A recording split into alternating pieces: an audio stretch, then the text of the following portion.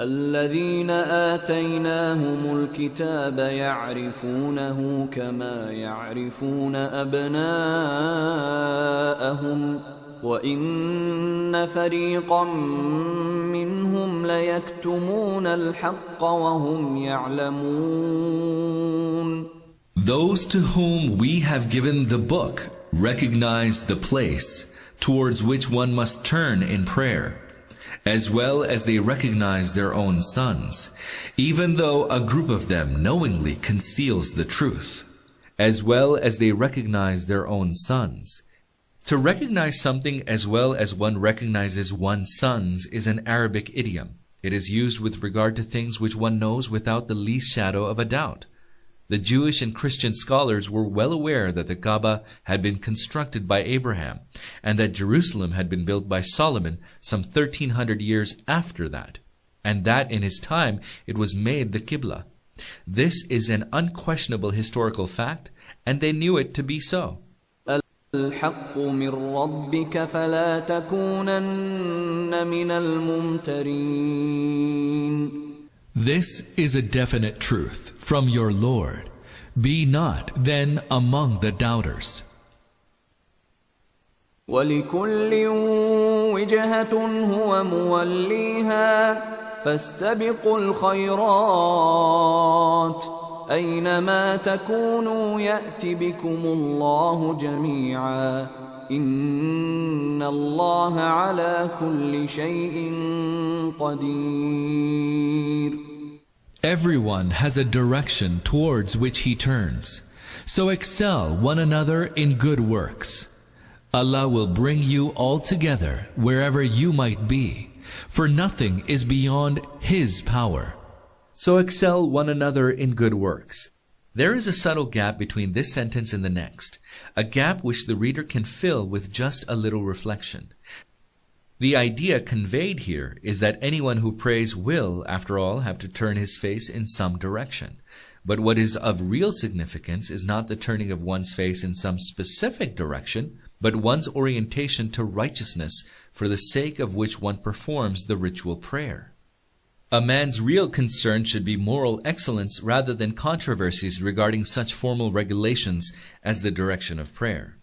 وَمِنْ حَيْثُ خَرَجْتَ فَوَلِّ وَجْهَكَ شَطْرَ الْمَسْجِدِ الْحَرَامِ وَإِنَّهُ لَلْحَقُّ مِنْ رَبِّكَ وَمَا اللَّهُ بِغَافِلٍ عَمَّا تَعْمَلُونَ. From wheresoever you might come forth, turn your face towards the holy mosque, for that indeed is the truth from your Lord. And Allah is not heedless of what you do. وَمِنْ حَيْثُ خَرَجْتَ فَوَلِّ وَجْهَكَ شَطْرَ الْمَسْجِدِ الْحَرَامِ وَحَيْثُ مَا كُنْتُمْ فَوَلُّوا وُجُوهَكُمْ شَطْرَهُ لِئَلَّا يَكُونَ لِلنَّاسِ عَلَيْكُمْ حُجَّةٌ إِلَّا الَّذِينَ ظَلَمُوا مِنْهُمْ فلا تخشوهم واخشوني ولأتم نعمتي عليكم ولعلكم تهتدون. From wheresoever you come forth, turn your faces towards the holy mosque, and wheresoever you may be, turn your faces towards it in prayer, so that none may have an argument against you, unless they be those immersed in wrongdoing. Do not fear them, but fear only me, so that I may complete my favor upon you. Perhaps you will be guided to the right way, so that none may have an argument against you. The followers of the Prophet, peace be upon him, were asked to follow the order to turn their face towards the Kaaba, and to do so strictly, since any lapse in this matter on their part would give their opponents a weapon to use against them in their polemics. They would be able to hold Muslims up to ridicule on the grounds that they had violated what they themselves claimed to be from their Lord, so that I may complete my favor upon you. The favor here refers to the position of world leadership and guidance from which God removed the children of Israel, and which was then conferred upon this ummah. The highest reward that can be granted to a people in recognition of its righteousness is its designation by God's command to the leadership of the world in order to guide the entire human race to godliness and righteousness. What is said here, therefore, is that the command to change the Qibla was a sign of the installation of the Muslims to world leadership.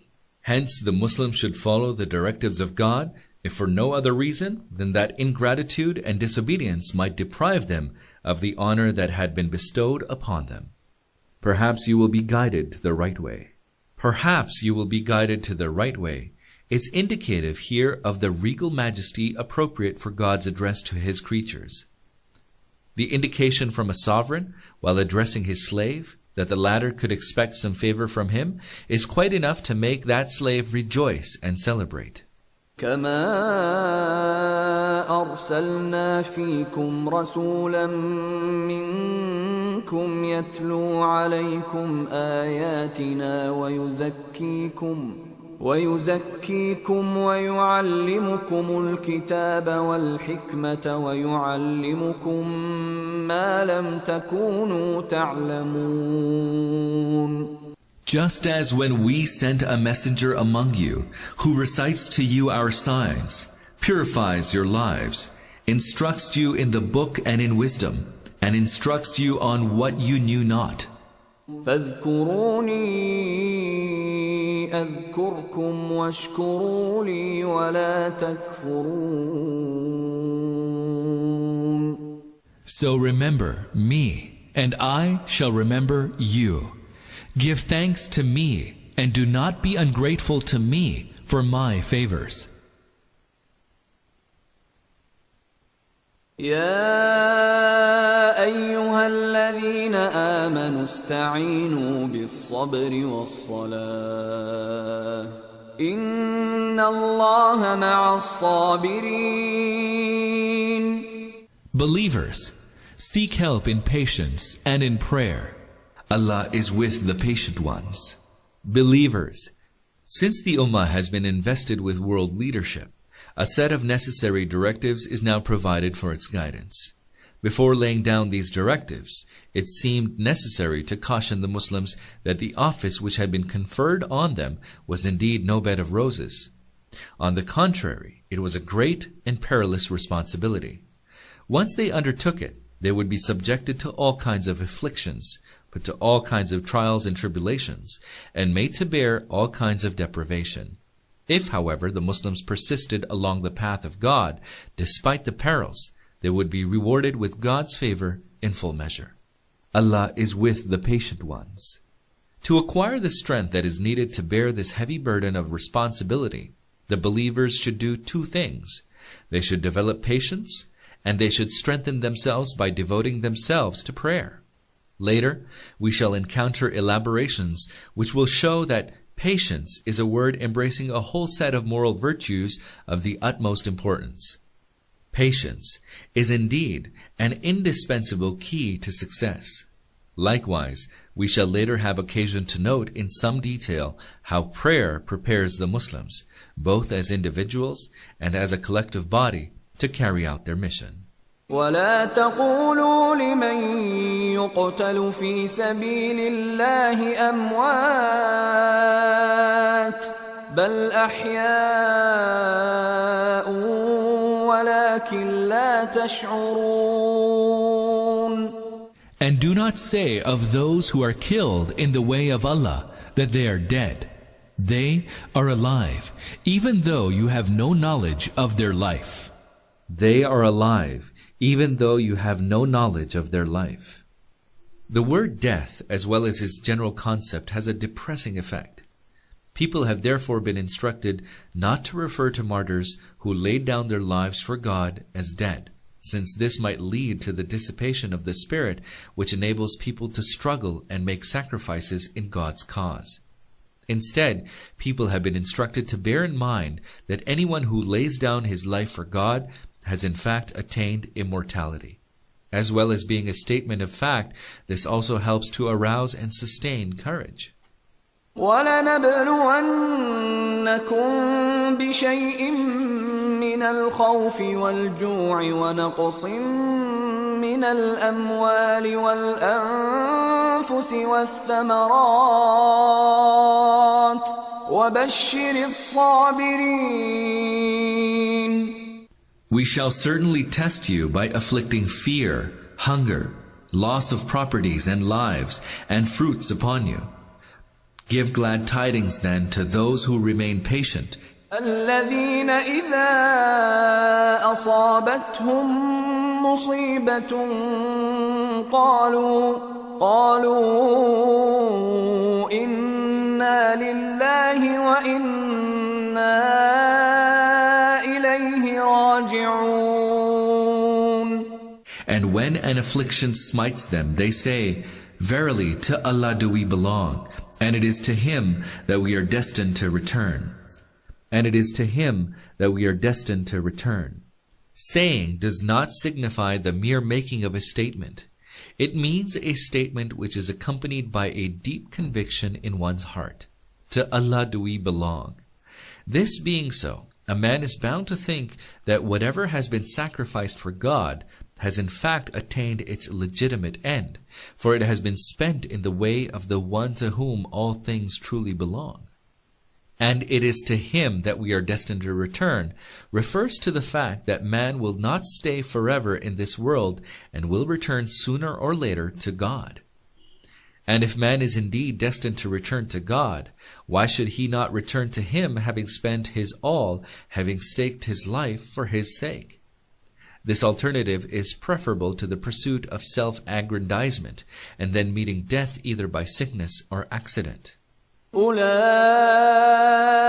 عليهم صلوات من ربهم ورحمة وأولئك هم المهتدون. Upon them will be the blessings and mercy of their Lord, and it is they who are rightly guided. إن الصفا والمروة من شعائر الله فمن حج البيت أو اعتمر فلا جناح عليه أن يطوف بهما ومن تطوع خيرا فإن الله شاكر عليم. Surely, Al-Safa and Al-Marwa are the symbols of Allah. Hence, whoever performs Hajj, full pilgrimage to the house of Allah, or makes Umrah, minor pilgrimage, will find that it is no sin for him to ambulate between the two. And whoever does a good work voluntarily should know that Allah is appreciative, all-knowing. Hence, whoever performs Hajj, full pilgrimage, the pilgrimage to the Kaaba, along with a set of other rites on certain fixed dates of Zulhijjah, is known as Hajj. Pilgrimage at other times is known as Umrah. Will find it is no sin for him to ambulate between the two. Safa and Marwa are the names of two hillocks near the Holy Mosque in Mecca. To run between these two hillocks was among the rites which God had taught Abraham in connection with Hajj. Later, when pagan ignorance prevailed in Mecca and the neighboring regions, altars were built for Isaf at Safa and for Naila at Marwa, and people began to circumambulate them. After advent of the Prophet, when the light of Islam had spread to the people of Arabia, Muslims came to doubt whether running between Safa and Marwa was one of the original rites of pilgrimage or was merely an invidious religious innovation of the age of ignorance. If it was in fact such, they feared they might be committing an act of polytheism. Moreover, we learn from a tradition transmitted from Aisha that even in pre-Islamic times, the people of Medina were not favorably disposed to this practice. Although they believed in Al-Manat, they did not believe in Isaf and Naila. For these reasons, it was necessary at that time of the change of the Qibla to dispel popular misconceptions about this rite. It seemed necessary to tell people that running between these two hillocks was part of the original rites of pilgrimage, and that the sanctity of Safa and Marwa, far from being an invidious innovation of the people of the age of ignorance, stemmed from the revealed law of God. And whoever does a good work voluntarily, It is best that one should perform this ritual obligation with wholehearted devotion. But if devotion is lacking, one is not thereby exempt from fulfilling one's obligation. One must perform this ritual if only out of a sense of duty. إن الذين يكتمون ما أنزلنا من البينات والهدى من بعد ما بيناه للناس في الكتاب أولئك يلعنهم الله ويلعنهم اللاعنون. Those who conceal anything of the clear teachings and true guidance which we have sent down, even though we have made them clear in our book, Allah curses such people, and so do all who curse. Allah curses such people, and so do all who curse. The biggest failure of the Jews was that they kept the teachings contained in the book of God confined to a limited class of people, the rabbis and professional theologians, instead of spreading them. They did not allow this knowledge to filter through even to the Jewish masses, let alone the non-Jewish peoples of the world. Later, when errors and corruption spread among them owing to widespread ignorance, the Jewish theologians made no serious effort to root them out. Moreover, in order to maintain their hold on the Jewish masses, they lent their tacit approval to every corrupting deviation from the true faith that gained currency. The Muslims are being admonished to refrain from this kind of behavior. The nation which has been charged with the guidance of the entire world is duty-bound to do its utmost to radiate true guidance, rather than keep it under lock and key as a miser hoards his money. إلا الذين تابوا وأصلحوا وبينوا فأولئك أتوب عليهم وأنا التواب الرحيم. Those who repent and make amends and openly declare what they had concealed, such shall I pardon, for I am much relenting, most compassionate. إن الذين كفروا وماتوا وهم كفار أولئك عليهم لعنة الله والملائكة والناس أجمعين. As for those who disbelieved and died disbelieving, surely the curse of Allah and of the angels and of all men is on them. As for those who disbelieved, the original meaning of kufr is to conceal. This lent the word a nuance of denial, and it began to be used as an antonym of iman. Iman means to believe, to accept, and to recognize.